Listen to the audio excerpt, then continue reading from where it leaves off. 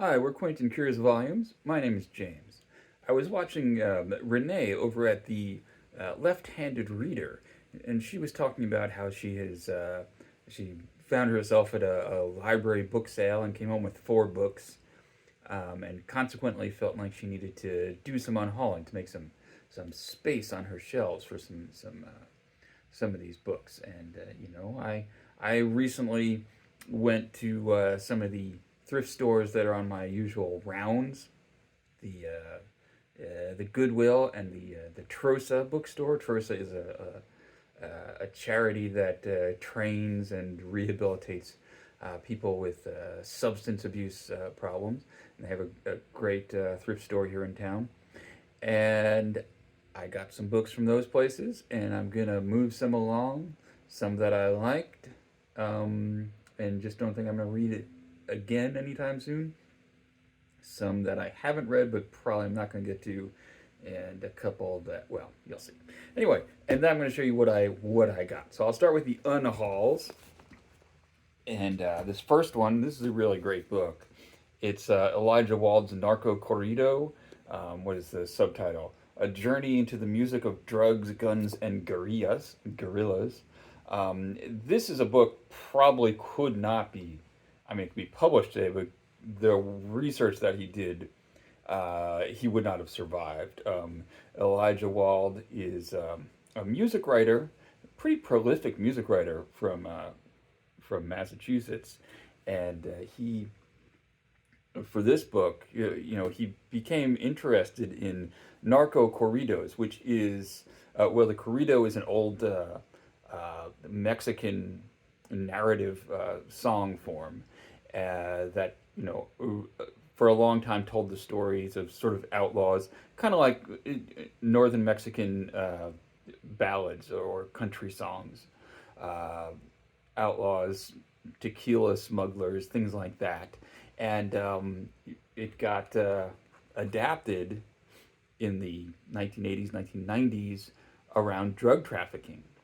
And so Narcocorridos is his exploration of mainly of the people who write the songs, not so much the singers, but it became for a while uh, a a way of showing that you'd arrived to other narco traffickers would be to have people singing songs about you, and some songwriters would pay to have songs written about them, about how tough they were, what kind of truck they drove, what kind of gun they liked to carry, things like that.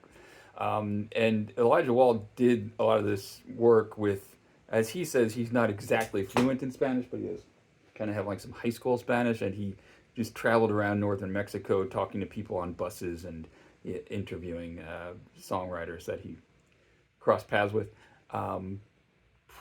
I think the level of violence in this world has really ramped up since this book was published, which was,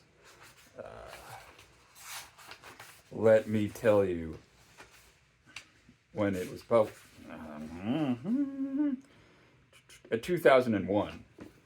Yeah, so in the I this part of the world, this culture has become a lot more violent since then. He probably would have been lucky to survive if he tried to do it now.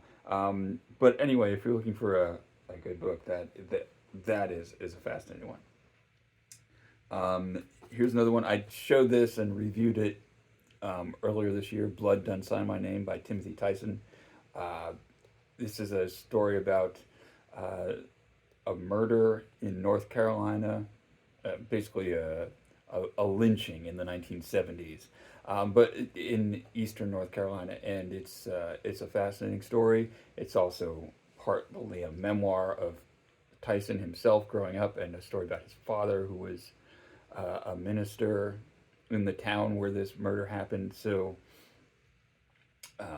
yeah, if you're interested in the history of civil rights in North Carolina and in good memoirs, this is a good one. This is pretty ubiquitous in used bookstores around here, so I don't think I'm going to read it again soon. But if I ever do, I can get a copy pretty quickly. Then here's a book that I haven't read. I've had it on my shelf for a while. This is Czeslaw Milosz's Land of Ulro. Ulro is a William Blake concept, and you see there's this William Blake picture on the cover.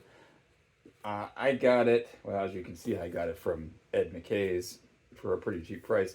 I've had it for years. I've leafed through it a couple of times and not really, hasn't really grabbed me. He's not my favorite poet. I don't think I get Czeslaw Milosz's poetry. I need to give it another look to, give myself another chance to understand what he's on about. But I don't think this book in particular is going to do it for me. So I'm going to release this back into the wild. This is a book that I read a couple of years ago, Sister Outsider by Audre Lorde.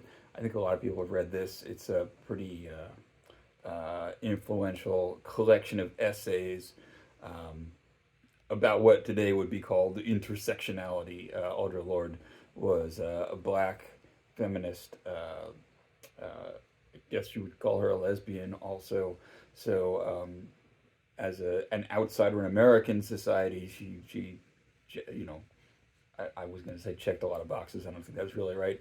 But the phrase you hear sometimes, the master's tools. Yes, the master's tools will never dismantle the master's house.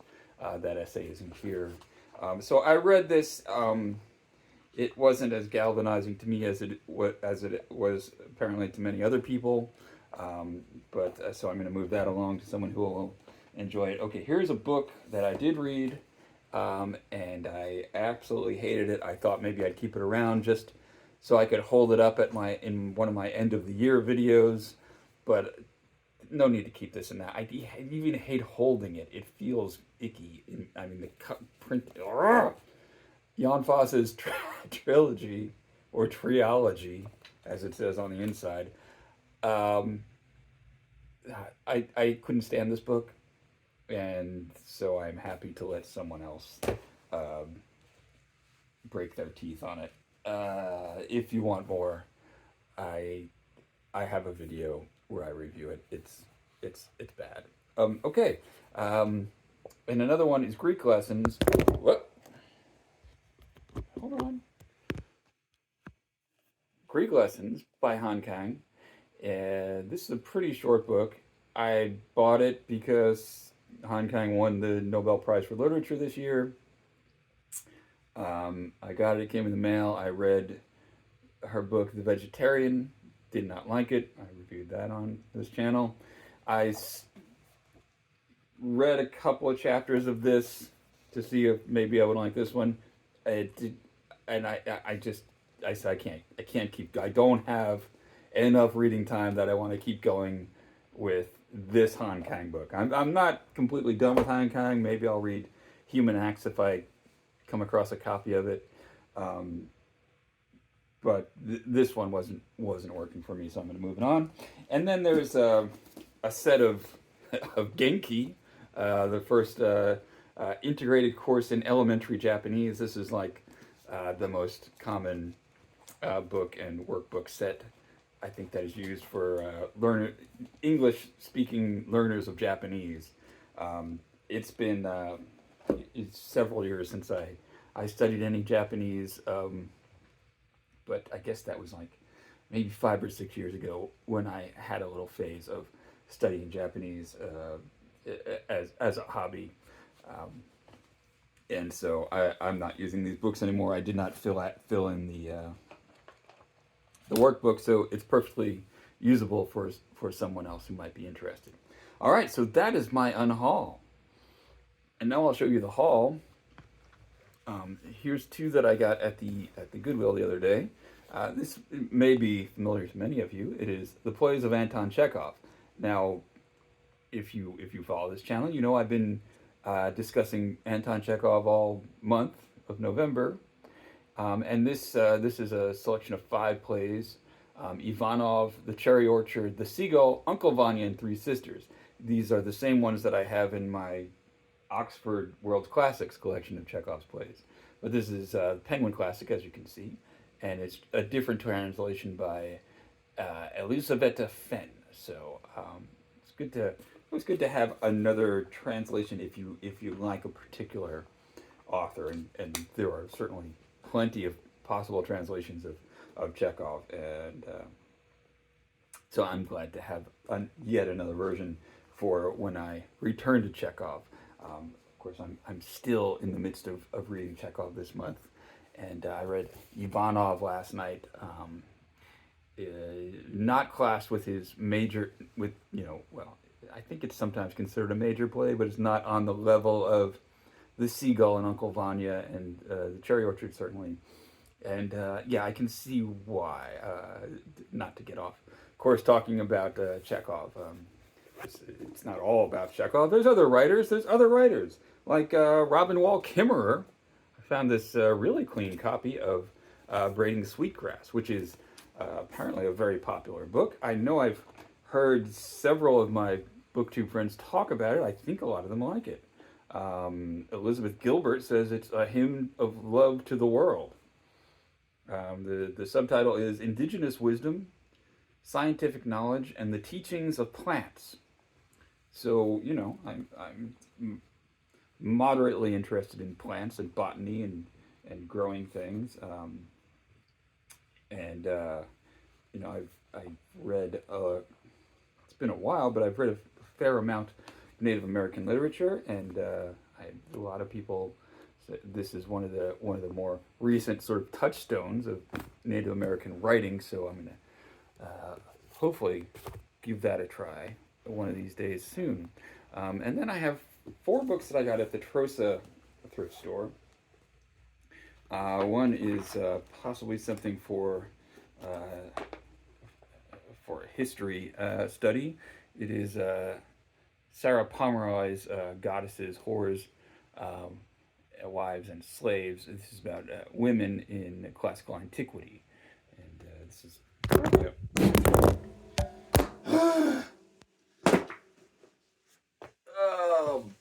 Okay, everyone's fine. Everyone's fine. Just a little bit of gravity. I have a tripod. Why aren't you using your tripod, James? I don't know. Anyway, yeah, so Women in Classical Antiquity. This is a pretty old book, but it's in good shape and it's not marked up. Then I have hardcover biography of T.S. Eliot, T.S. Eliot, A Life by Peter Ackroyd, who's a very popular biographer of writers. A lot of people read his Shakespeare biography, and he has a one on Charles Dickens. I've never read any of his biographies. I recently, from the same thrift store, got this complete poems of T.S. Eliot. So maybe there's a T.S. Eliot phase coming up. We'll see. And then I have, just to finish up, I have 2 books from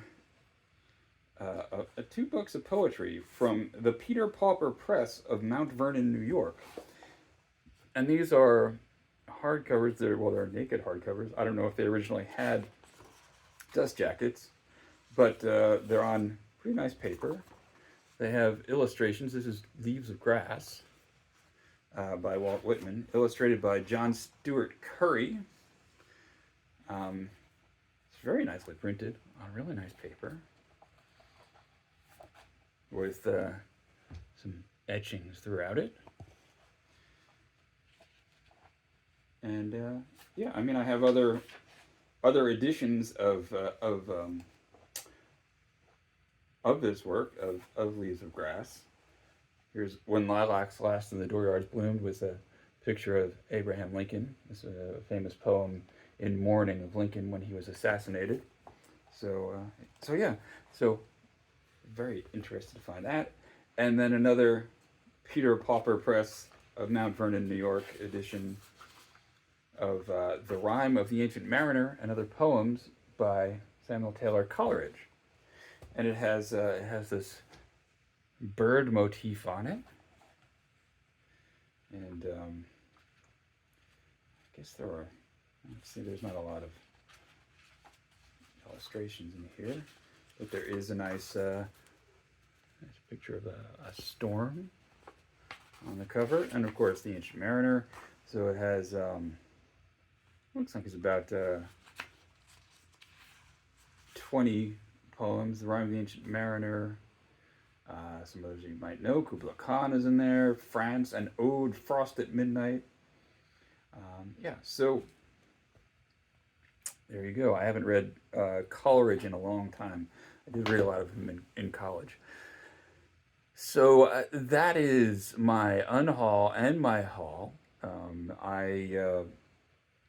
I bought 6 books, so I'm unhauling 8, I guess. Is that how it works out, or is it the other way around? Who even knows anymore? Who even knows? Let's see. 1, 2, 3, 4, 5, 6. Yeah, I bought 6 books, so I'm unhauling 8 books, and we'll call that progress, I suppose. Anyway, oh, this is another scarf woven by my wife, and it's a combination of linen and cotton, and she made this as an anniversary present. You know, when you're married, there's these various. You've probably heard of a golden anniversary is the 50th, but there's also traditional like materials associated or gifts associated with every year, and for one that we recently passed, the material was linen, and so she got some. It was a blend of linen and cotton, I believe, and she made a couple of scarves for us for that. And this is it's kind of a subtle variegation to it, but it's a really nice sort of twill, and I like it a lot. So I'm not going to do scarf fashion show every video, but again, the holidays are coming up, so I'll put a link to her Instagram below if you are looking to buy a special scarf for a special person. Anyway, that's what I have today. Thanks for watching.